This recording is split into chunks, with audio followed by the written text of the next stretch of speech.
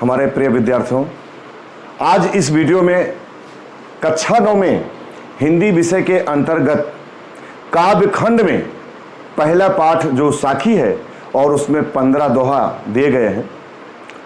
और पिछले वीडियो में हम 5 दोहा का अध्यापन कर चुके हैं, वर्णन कर चुके हैं। इस वीडियो में हम दोहा नंबर 6 के बारे में वर्णन करेंगे, अध्यापन करेंगे, आप लोगों को समझाएंगे। आप सभी लोग एकाग्रचित होकर ध्यानपूर्वक सुनेंगे। तो दोहा नंबर 6 है साखी का।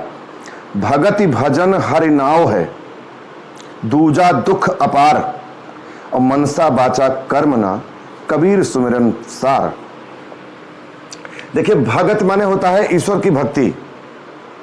भगत माने होता है ईश्वर की भक्ति करना, और भजन माने ईश्वर का भजन करना, उसको याद करना। हरि माने ईश्वर या भगवान, नाव माने नाव जिससे हम नदी से पार होते हैं, दूजा माने दूसरा, दुख माने दुख, अपार माने अत्यधिक, मनसा माने मन से, बाचा माने वचन से, कर्मना माने कर्म से, सुमिरन माने स्मरण करना, ध्यान करना, और सार माने श्रेष्ठ। तो भगति भजन हरि नाव है, दूजा दुख अपार, और मनसा बाचा कर्मना, कबीर सुमिरन सार। इसको हमें थोड़ा बहुत गहराई से बताना पड़ेगा, तभी ये समझ में आएगा। देखिए, इस संसार में सर्वश्रेष्ठ काम जो है वो ईश्वर की भक्ति है, परमात्मा की भक्ति है, उसका भजन है, उसका ध्यान है, उसका सुमिरन है। देखिए, इस संसार में 3 प्रकार के अच्छा होते हैं।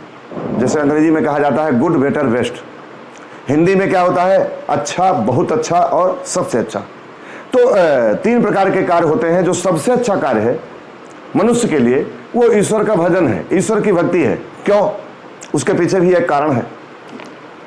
कारण यह है कि ऐसा वर्णन है कि 84 लाख प्रकार की योनियां, 84 लाख प्रकार के चोला संपूर्ण ब्रह्मांड में हैं। संसार में 84 लाख प्रकार के चोला हैं।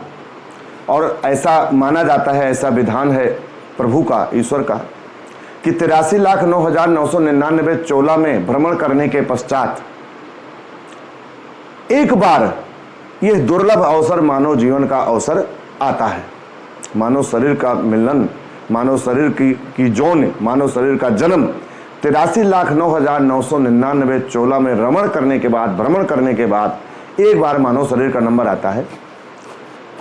एक खास बात यह है कि 83,09,999 चोला में, जोन में, शरीर में, जीवन में 2 व्यवस्था नहीं है। एक वाणी और दूसरी बुद्धि विवेक। ये 2 व्यवस्था, ये 2 ताकत केवल मनुष्य को परमात्मा ने दिया है। उस भगवान ने, उस खुदा ने केवल ये 2 व्यवस्था केवल मनुष्य को दिया है पूरे सृष्टि में, संपूर्ण सृष्टि में। इसलिए मानव जीवन, मानव शरीर सर्वश्रेष्ठ चोला माना जाता है। यह जीवन सर्वश्रेष्ठ जीवन माना जाता है, सबसे अच्छा जीवन माना जाता है। तो कहने का जो मतलब है, अगर व्यक्ति मानव शरीर को प्राप्त करके, मानव जीवन को प्राप्त करके ईश्वर की भक्ति करता है, परमात्मा का भजन करता है, उसका ध्यान करता है, उसकी भक्ति करता है, तो 83,09,999 चोला में जाने से, उस चक्र में जानने से बच जाता है। इसी को मोक्ष कहा जाता है। 84 के बंधनों से मुक्त होना, इसी को मोक्ष कहते हैं। तो और उसका एक उपाय है केवल ईश्वर की भक्ति, ईश्वर की आराधना, ईश्वर का भजन, उसका सुमिरन, यही एक उपाय है। तो अगर मनुष्य जीवन पा करके व्यक्ति, मानव शरीर पा करके व्यक्ति यदि भजन करता है, ईश्वर की भक्ति करता है, उसका सुमिरन ध्यान करता है, तो मरणोपरांत 84 के बंधनों से मुक्त होकर के, जिसको मोक्ष कहा जाता है, उसको परमपिता परमात्मा के धाम में स्थान प्राप्त होता है। उसको दोबारा 84 के चक्र में, माया के जाल में नहीं जाना पड़ता। वो इससे मुक्त हो जाता है, इस भवसागर से मुक्त हो जाता है। अगर मानव जन्म मिलने के बाद, मानव शरीर मिलने के बाद व्यक्ति ने भजन नहीं किया, मनुष्य ने भजन नहीं किया, ईश्वर की भक्ति नहीं की, तो उसको बार बार 84 के जेल खाने में जाना पड़ेगा, चक्कर लगाना पड़ेगा, भोगना पड़ेगा, अनेक प्रकार के कष्टों को उठाना पड़ेगा, सहना पड़ेगा। तो ये 84 का जो जंजाल है, जो माया का संसार है, जो भव सागर है, कबीरदास जी कहते हैं कि इसको पार करने का जो रास्ता है, जो उपाय है, ये भवसागर जो संपूर्ण संसार है, ये जो 84 का चक्र है, जो माया का जाल है, इससे पार होने का, इस सागर को पार करने का मात्र एक उपाय है, वो है ईश्वर का भजन, ईश्वर की भक्ति, उस परमात्मा, उस अल्लाह की भक्ति। वही बात यहां पर कबीरदास जी ने लिखा है कि भगत भजन हरि नाव है। हर माने ईश्वर, परमात्मा, खुदा, अल्लाह, परमेश्वर, गॉड। ईश्वर की भक्ति, उसका भजन करना जीव के लिए ये क्या है, एक नाव के समान है, जिसके द्वारा भव सागर को, इस माया जाल को, 84 के जंजाल को पार कर सकता है। भगत भजन हरि नाव है। तो कहने का मतलब जब जीव, कोई भी मनुष्य ईश्वर का भजन करता है, ईश्वर की भक्ति करता है, तो 84 के जाल को, भव सागर को पार कर लेता है, इससे मुक्त हो जाता है, आवागमन के चक्र से मुक्त हो जाता है, इससे इसके बंधन उसके टूट जाते हैं। अगर ये नहीं होता तो उसको, भाई मनुष्य के सामने 84 लाख योनियों को भोग करके आया है, उसके सामने दो रास्ते हैं, या तो फिर 84 के जंजाल में, भवसागर में फंस जाए, और या तो परमात्मा के धाम में पहुंच जाए। तो परमात्मा के धाम में पहुंचने का ईश्वर की भक्ति, उसका भजन, उसका सुमिरन, उसका ध्यान करना होगा। यदि ये मार्ग नहीं अपनाते हैं तो दूसरा तो अपनाना ही पड़ेगा। दूजा दुख अपार, जो दूसरा रास्ता है वो 84 के जेल खाने में जाने का रास्ता है।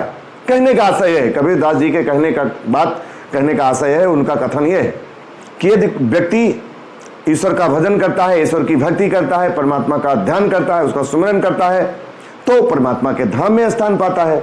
और यदि ऐसा नहीं होगा, यदि ऐसा नहीं होता है, यदि ये नहीं करता है, तो उसको अपार दुखों को उठाना पड़ेगा, सहना पड़ेगा, उसी दुखों में उसको जाना पड़ेगा। इसी को कबीरदास जी ने लिखा यहां पर कि दूजा दुख अपार। यदि ईश्वर का भजन नहीं करोगे, ईश्वर की भक्ति नहीं करोगे, तो अपार दुखों को का सामना तुमको करना पड़ेगा। ये हम जीवों को, सभी मनुष्यों के लिए कबीरदास जी कहते हैं। इसलिए मनसा बाचा कर मना कबीर सुमिरन सार। इसलिए क्योंकि ईश्वर का भजन, ईश्वर की भक्ति, उसका सुमिरन ही सर्वश्रेष्ठ कार्य है इस संसार में। इसलिए देखिए, रामचरितमानस में गोस्वामी तुलसीदास जी ने लिखा कि सबकर फल हर भगत सुहाई, और सो बिन संत न काहू पाई। मतलब सारे कर्मों के फलों का जो उद्देश्य है, जो परिणाम है, वो ईश्वर की भक्ति है। सर्वश्रेष्ठ यही है। क्या भक्ति? सबरी के प्रसंग में श्री रामचंद्र जी कहते हैं, कहा रघुपति सुन भामिन बाता, मानो एक भगत का नाता। मैं केवल एक भक्ति का नाता मानता हूं। भगवान ने अपने मुख से कहा है। भगवान श्री रामचंद्र जी, मर्यादा पुरुषोत्तम श्री रामचंद्र जी के वचन है। उन्होंने माता सबरी को समझाया, क्या कहा कि कहा रघुपति सुन भामिन माता, मानो एक भगत का नाता। जात पात कुल धर्म बढ़ाई, सकल प्रकार गुणी चतुराई, और भक्तहीन नर सोह कैसा, बिन जल बारिश देखे जैसा। बिना भक्ति के इस मनुष्य का जन्म न बरसने वाले बादल के समान है, अर्थात उसका जन्म व्यर्थ हुआ, उसका जीवन व्यर्थ हो गया, व्यर्थ हो जाता है यदि वो व्यक्ति ईश्वर का भजन, ईश्वर की भक्ति नहीं करता। तो कहने का मतलब इस संसार में सर्वश्रेष्ठ कार्य क्या है? ईश्वर की भक्ति, ईश्वर का भजन, उसका ध्यान, उसका सुमिरन। इसलिए कबीरदास जी इस दोहे की दूसरी पंक्ति में यही कहते हैं, मनसा बाचा कर्म ना, मन से, वचन से, कर्म से कबीर सुमिरन सार। हमें ईश्वर का सुमिरन करना चाहिए, उसका ध्यान करना चाहिए, उसका भजन करना चाहिए। यही सार है, यही श्रेष्ठ है। कहने का भाव, कहने का आशय यह है। बहुत लंबा हो जाएगा वीडियो, इसलिए अब यहीं पर हम पूर्ण विराम लेते हैं, क्योंकि आशय जो कबीरदास जी के दोहे का था वो हमने स्पष्ट कर दिया कि भगत भजन हरिनाव है, दूजा दुख अपार, मनसा बाचा कर्मना कबीर सुमिरन सार। संदर्भ कैसे लिखा जाएगा पिछले वीडियो में हम बार बार बताते चले आ रहे हैं। प्रस्तुत पद्यांश हमारी पाठ्य पुस्तक हिंदी के काव्यखंड के साखी नामक शीर्षक से अवतरित है, जिसके रचयिता कबीरदास जी हैं। प्रस्तुत दोहा में प्रसंग, पहले संदर्भ बताया, अब प्रसंग। प्रस्तुत दोहा में कबीरदास जी ने ईश्वर की भक्ति के बारे में वर्णन किया है, परमात्मा की भक्ति के बारे में वर्णन किया है।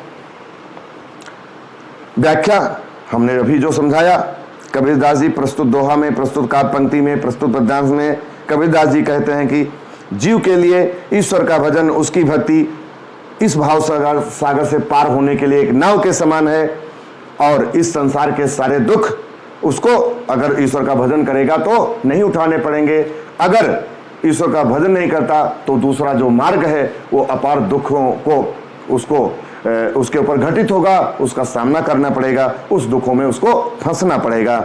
इसलिए मनसा वाचा कर्मणा कबीर सुमिरन सार, कबीरदास जी कहते हैं कि हमें मन से, वचन से, कर्म से हमेशा सदैव ईश्वर का भजन, ईश्वर का सुमिरन, ईश्वर का ध्यान करना चाहिए। यही सर्वश्रेष्ठ कार्य है, यही सार है। तो अब यहीं पर यह व्याख्या संपन्न होती है, कंप्लीट होती है, संपूर्ण होती है। हमारे प्यारे विद्यार्थियों, याद करने का तरीका हमने सारे वीडियो में बताया है, मैं बताता रहता हूं कि आपको जो टॉपिक तैयार करना हो 5 बार रिप्ले करके उसको देखना है, सुनना है, समझना है। 3 बार रिप्ले करते हुए देखेंगे, सुनेंगे, समझेंगे, एकाग्रचित्त होकर के ध्यानपूर्वक। 4थी बार उसको लिखेंगे सुन करके, 5वीं बार उसको मिलान करेंगे। यदि आप लोग ऐसी तैयारी करेंगे, इस प्रकार से परिश्रम करेंगे, मेहनत करेंगे और रिप्ले करते हुए रिवीजन करेंगे, तो ये व्याख्या निश्चित रूप से आपको तैयार होगी, इसमें कोई भी संदेह नहीं है। अब मिलते हैं किसी नेक्स्ट वीडियो में, तब तक के लिए धन्यवाद।